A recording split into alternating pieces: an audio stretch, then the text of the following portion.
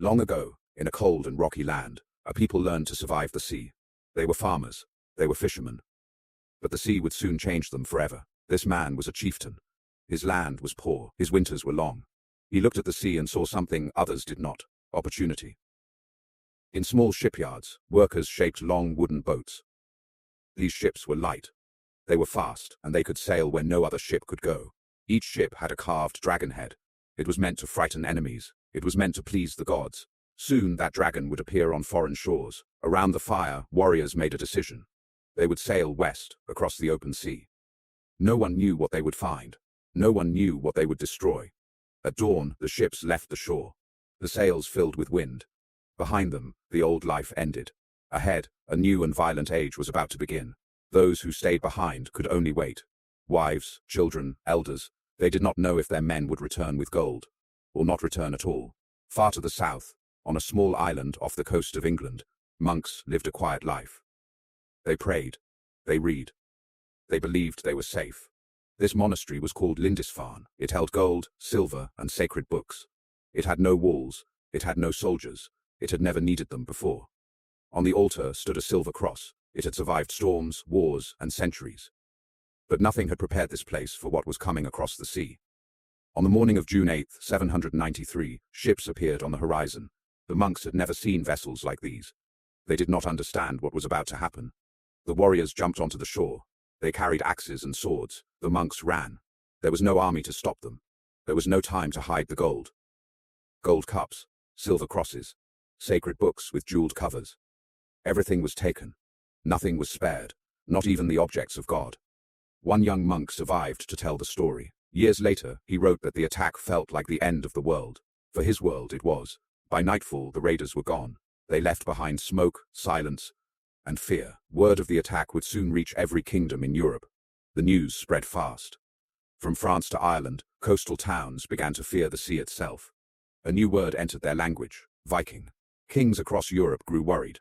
They built walls, they paid tribute. But gold could not always buy peace with the men from the north. Villages built wooden walls almost overnight. Watchtowers were raised along the coast.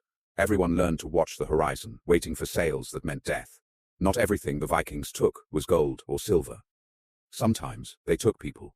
Slavery was part of their world, a dark truth behind the glory. This man had once been free. Now he was cargo, sailing toward a market far from home.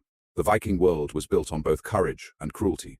The Vikings did not stay only near the sea. Their ships could travel up rivers, deep into the heart of kingdoms. Paris itself was not safe. A fleet of over 100 ships sailed up the river. Farmers on the banks dropped their tools and ran. No one had ever seen so many ships. The Vikings surrounded the city walls. The Frankish defenders fought bravely. But the attackers were patient, and patience was a dangerous weapon. In the end, the French king paid to make them leave. Silver bought peace. For a while, the Vikings had learned a powerful lesson. Fear was profitable. Not all Vikings came as raiders. Many traveled east along Russian rivers as traders. They carried furs, amber, and slaves to distant markets. Their journeys took them as far as Constantinople, the richest city in the world. There, Norse warriors even served as guards for the Byzantine emperor. They left their mark everywhere they went. Even today, runes carved into stone in distant lands still tell of Viking journeys. Centuries later, in Ireland, the Vikings did more than raid. They built towns. One of them would grow into a city still standing today: Dublin. The Irish kings did not accept them easily. For generations, battles were fought over this new land, again and again, without a clear end. Slowly, raiders became settlers. Wooden houses replaced tents. Markets replaced battlefields. A new town was rising where fear had once ruled. Viking women held more power than many realize. Some managed farms and trade alone. Some, like Ord the Deep-Minded, led entire settlements. By the 9th century, Norse settlements stretched from Ireland to Russia, but this expansion came with a price, paid in blood on both sides. In Iceland, the Vikings created something new, a gathering called the Althing. Free men met once a year to settle disputes and make laws. One man, called the law speaker, memorized every law by heart. There was no writing yet. His memory alone held the entire legal system together, but laws did not stop violence completely. Insults, land disputes, and stolen honor often ended the same way, with an axe, not with words. When words failed, men fought a formal duel called the holmgang. Inside a marked circle, only one man would walk away with his honor intact. Family feuds could last for generations. One killing demanded another. Entire families were pulled into cycles of revenge that never seemed to end. Some warriors were feared even by other Vikings. They were called berserkers. In battle, they fought without fear, without pain, almost without control. Around their necks, many wore a small hammer, the symbol of the god Thor. It was a prayer for protection, carried into every battle.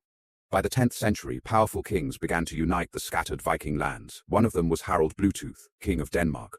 Harald united the Danish tribes under one crown. He also brought Christianity to his people, changing the Viking world forever, one conversion at a time. Thousands were baptized, some by choice, many by order of their king. The old gods did not disappear overnight, but their power slowly began to fade. Archaeologists later found molds that could cast both symbols, the hammer and the cross, side by side. Faith itself was changing, slowly, quietly. Not everyone accepted this change quietly. Some old warriors watched their world transform, wondering what would remain of the gods they once trusted. In England, the Vikings eventually controlled a huge region called the Danelaw. Norse law, language and customs took root in English soil. One king refused to surrender his land. His name was Alfred. Against all odds, he fought back, and slowly, the tide began to turn. The armies collided again and again. Neither side could win completely. In the end, England was divided. Part Saxon, part Norse. A treaty drew a line across the land. On one side, Saxon law. On the other, Norse custom. The border would shape England for centuries. In France, another group of Vikings settled permanently along the coast. This region would soon carry their name, Normandy, land of the Northmen. Their leader was Rollo. In exchange for peace, the French king gave him this land. Rollo's descendants would one day change history forever. Far to the north, other Vikings found an empty island. They called it Iceland. There, they built a society without kings, ruled only by free men. Life in Iceland was hard. Families built homes from turf and stone to survive the brutal winters. Every season tested their strength and patience. One man, exiled for violence, sailed even further west. His name was Eric the Red. He named the icy land he found Greenland to attract settlers. Without modern instruments, Viking sailors used the sun, the stars, and wooden tools to find their way across open, dangerous water. Around the year 1000, Leif Erikson sailed even further, reaching a land he called Vinland. 500 years before Columbus, Vikings had found the New World. But this land was too far, too dangerous to hold. The settlement did not last. Still, for a brief moment, two worlds had touched. By the 11th century, the Viking world was changing. Small kingdoms fought each other for control. Unity was rare. Ambition was everywhere. One young warrior would rise above all others. His name was Harald Hardrada, meaning hard ruler. His ambition had no limits. Before becoming king, Harald fought as a mercenary far from home, even serving the Byzantine emperor. He returned wealthy, experienced, and hungry for a crown. Eventually, Harald became king of Norway. But one crown was never enough for him. He soon looked toward a richer target: England. In 1066, Harald gathered a massive fleet. Nearly 300 ships crossed the sea. It was one of the largest Viking invasions ever launched. The English king, also named Harold, had just defended the south. Now, exhausted, he had to march his army north to face this new threat. Harold's army marched nearly 200 miles in just 4 days. It was an extraordinary, desperate speed. Every soldier knew what was at stake. That night, near a small bridge, the Vikings rested, unaware of how close the English army truly was. Tomorrow would decide everything. At dawn, English soldiers appeared on the horizon. The Vikings were caught by surprise without most of their armor. There was no time to prepare. Legend says one Norse warrior alone blocked the narrow bridge. For a moment, he held back the entire English army, buying precious time for his king. Then, an arrow struck Harold in the throat. The great king fell in the middle of his own battle. In that single instant, an entire age of conquest ended. Without their king, the Viking army broke apart. Of nearly 300 ships that arrived, only a few dozen sailed home. The age of the Vikings was ending. Just weeks later, another army crossed the sea to England. This time, they were led by William of Normandy, descendant of Viking settlers. William's own ancestors had been Vikings, the same warriors who once settled Normandy. Now, their descendants would conquer England once and for all. At the Battle of Hastings, King Harold, exhausted from his last battle, finally fell. England would never be the same again. Even today, English carries their fingerprint. Words like ski, window, and law all come from the language the Vikings once spoke.